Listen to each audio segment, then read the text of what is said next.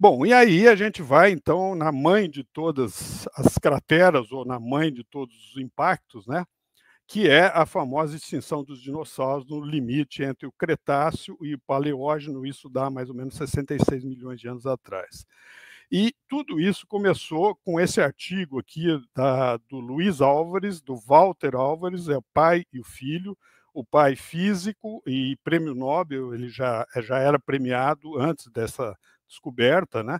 E o filho geólogo, um jovem geólogo na época, né? Mais alguns parceiros aqui, que encontraram uma camada, que está mostrada aqui embaixo, nas montanhas da Itália, quando o Walter estava fazendo o doutorado dele.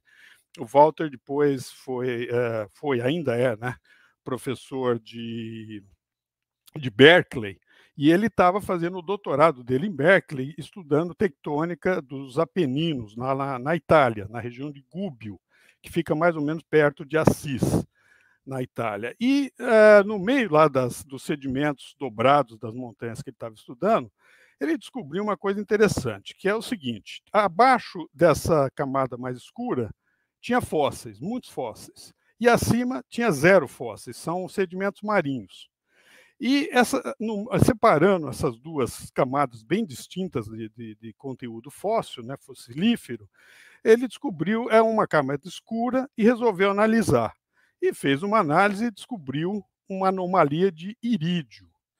Bom, irídio é um metal que ocorre em quantidades muito pequenas na crosta da Terra, mas está presente no manto e no núcleo da Terra, pelo menos estima-se isso, né, e muito comum em meteoritos.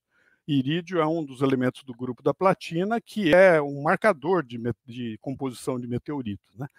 Bom, quando descobriu isso, né, aí ele fez análise junto com o pai dele, com esses parceiros, tal, e publicaram um trabalho na Science dizendo o seguinte: olha, em algum lugar do mundo tem uma cratera enorme formada pela queda de um asteroide que provocou a extinção de um monte de fauna, né, inclusive os dinossauros, porque acima, isso no mundo inteiro, né, acima dessa idade, camadas dessa idade, não tinha mais fóssil de dinossauro. E levantou uma polêmica danada durante muitos anos, porque ninguém conhecia uma cratera grande o suficiente para provocar um estrago desse em nenhum lugar da Terra.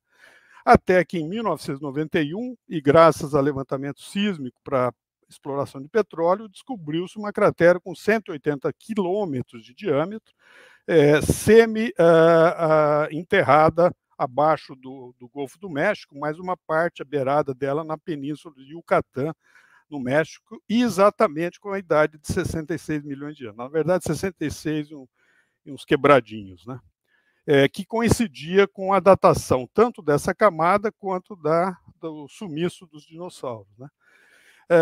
E aí passou-se, então, a considerar com a cratera de Chicxulub, na península de Yucatán, como sendo, digamos, o assassino dos dinossauros, né? Aqui uma capa da revista Time da época, com a pergunta: será que os cometas mataram os dinossauros, né? E aqui uma imagem sísmica. Não é sísmica, não, desculpe, é uma imagem de gravimetria mostrando a cratera no fundo do Golfo do México, né? Aqui a península de Yucatán na beirada, e à esquerda uma representação gráfica aqui do fenômeno de impacto, né?